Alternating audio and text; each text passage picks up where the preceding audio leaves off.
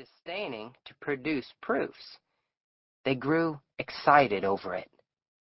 There was a youthful private who listened with eager ears to the words of the tall soldier and to the varied comments of his comrades. After receiving a fill of discussions concerning marches and attacks, he went to his hut and crawled through an intricate hole that served it as a door. He wished to be alone with some new thoughts that had lately come to him. He lay down on a wide bunk that stretched across the end of the room.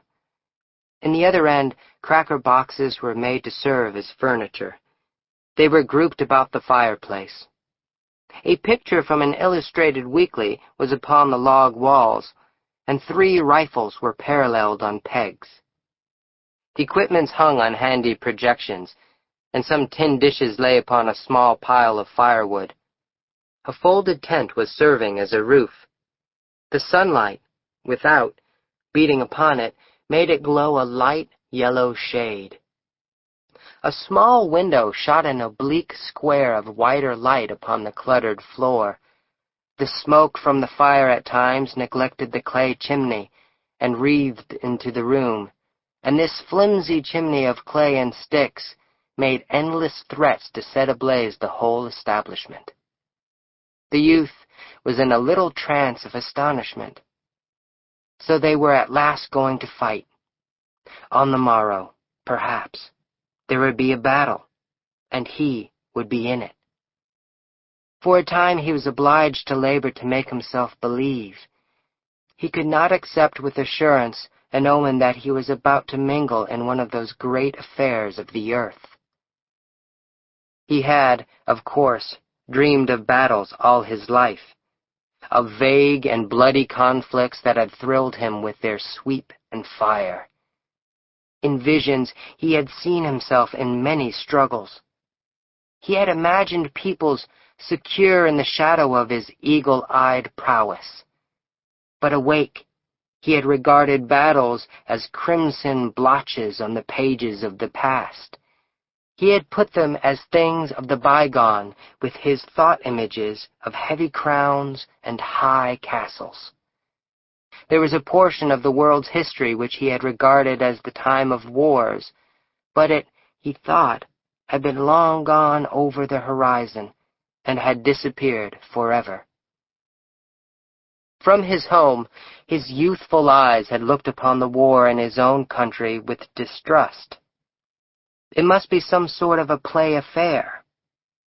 He had long despaired of witnessing a Greek-like struggle. Such would be no more, he had said. Men were better, or more timid. Secular and religious education had effaced the throat-grappling instinct, or else firm finance held in check the passions. He had burned several times to enlist. Tales of great movements shook the land.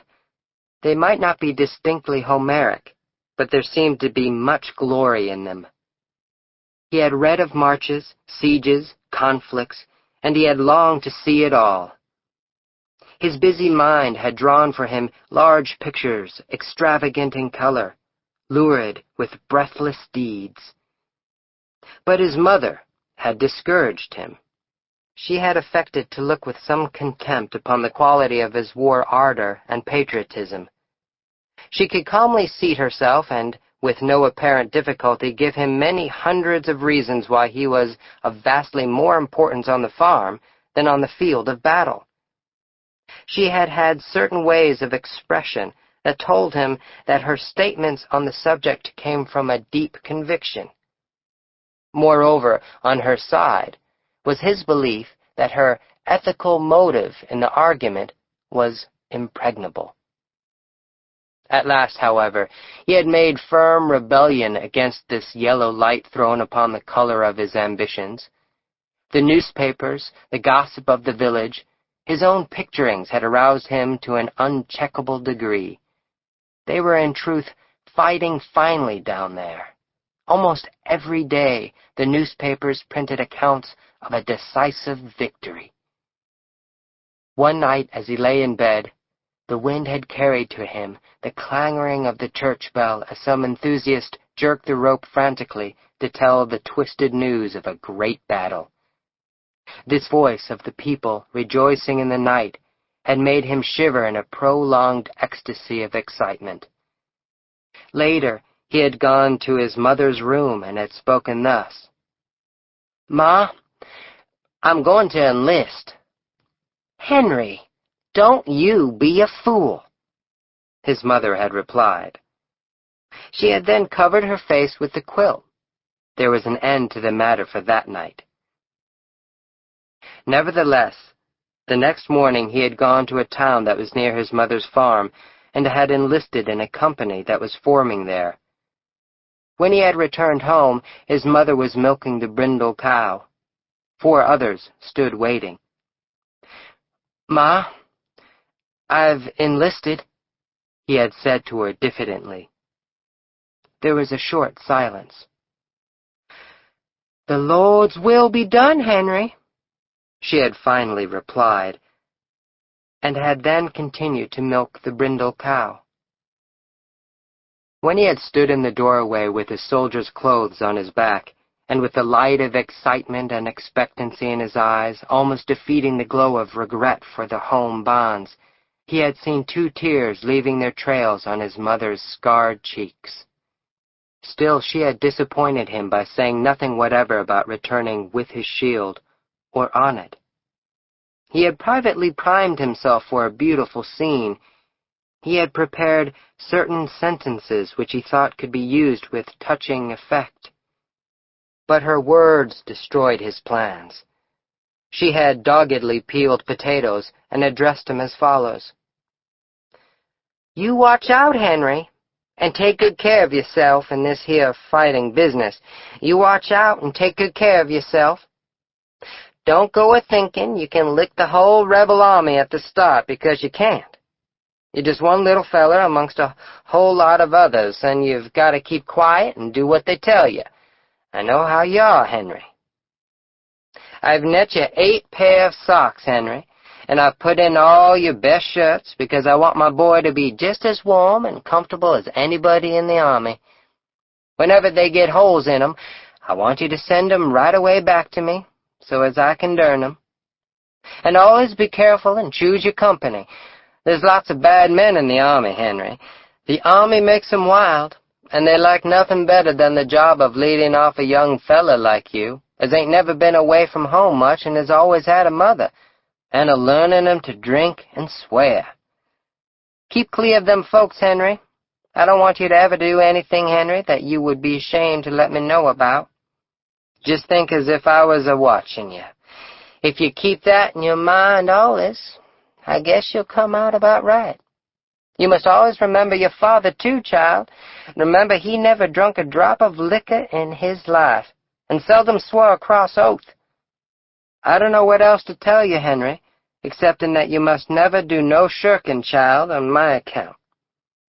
If so be a time comes when you have to be killed or do a mean thing, why, Henry, don't think of anything except what's right, because there's many a woman has to bear up against such things these times, and the Lord'll take care of us all. Don't forget about the socks and the shirts, child, and I put a cup of blackberry jam with your bundle, because I know you like it above all things. Goodbye, Henry. Watch out, and be a good boy." He had, of course, been impatient under the ordeal of this speech. It had not been quite what he expected, and he had borne it with an air of irritation. He departed feeling vague relief. Still, when he had looked back from the gate, he had seen his mother kneeling among the potato parings. Her brown face, upraised, was stained with tears, and her spare form was quivering.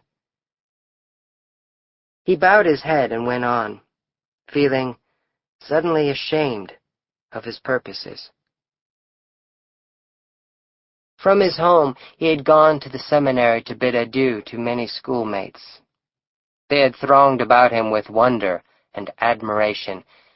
He had felt the gulf now between them, and had swelled with calm pride. He and some of his fellows who had donned blue were quite overwhelmed with privileges for all of one afternoon, and it had been a very delicious thing. They had strutted. A certain light-haired girl had made vivacious fun at his martial spirit, but there was another and darker girl whom he had gazed at steadfastly, and he thought she grew demure and sad at sight of his blue and brass. As he had walked down the path between the rows of oaks, he had turned his head and detected her at a window, watching his departure. As he perceived her, she had immediately begun to stare up through the high tree branches at the sky. He had seen a good deal of flurry and haste in her movement as she changed her attitude. He often thought of it. On the way to Washington, his spirit had soared. The regiment was fed and caressed at station after station until the youth had believed that he must be a hero. There was a lavish expenditure of bread and cold meats, coffee and pickles and cheese. As he basked in the smiles of the girls and was patted and complimented by the old men, he had felt growing within him the strength to do mighty deeds of arms. After complicated journeyings with many pauses, there had come months of monotonous life in a camp. He had had the belief that real war was a series of death struggles with small time in between for sleep and meals. But since his regiment had come to the field, the army had done little but sit still and try to keep warm. He was brought then gradually back to his old ideas. Greek-like struggles would be no more. Men were better, or more timid. Secular and religious education had effaced the throat-grappling instinct, or else firm finance held in check the passions. He had grown to regard himself merely as a part of a vast blue demonstration. His province was to look out, as far as he could, for his personal comfort. For recreation he could twiddle his thumbs and speculate on the thoughts which must agitate the minds of the generals. Also, he was drilled and reviewed, and drilled and reviewed. The only foes he had seen were some pickets along the riverbank. They were a sun-tanned, philosophical lot, who sometimes shot reflectively at the blue pickets. When reproached for this afterward, they usually expressed sorrow, and swore by their gods that the guns had exploded without their permission. The youth, on guard duty one night, conversed across the stream with one of them. He was a slightly ragged man, who spat skillfully between his shoes and possessed a great fund of bland and infantile assurance. The youth liked him personally. "Yank," the other had informed him. "You're a right dumb good feller." This sentiment, floating to him upon the still air, had made him temporarily regret war. Various veterans had told him tales. Some talked of gray, bewhiskered hordes who were advancing with relentless curses and chewing tobacco, with unspeakable valor. Tremendous bodies of fierce soldiery who were sweeping along like the Huns. Others spoke of tattered and eternally hungry men who fired despondent powders. "They'll charge through hell's fire and brimstone to get a holt on a haversack, and such stomachs ain't a-lastin' long," he was told. From the stories, the youth imagined the red, live bones sticking out through slits in the faded uniforms. Still, he could not put a whole faith in veterans' tales, for recruits were their prey. They talked much of smoke, fire, and blood, but he could not tell how much might be lies. They persistently yelled, "Fresh fish!" at him, and were in no wise to be trusted. However, he perceived now that it did not greatly matter what kind of soldiers he was going to fight, so long as they fought, which fact no one disputed. There is a more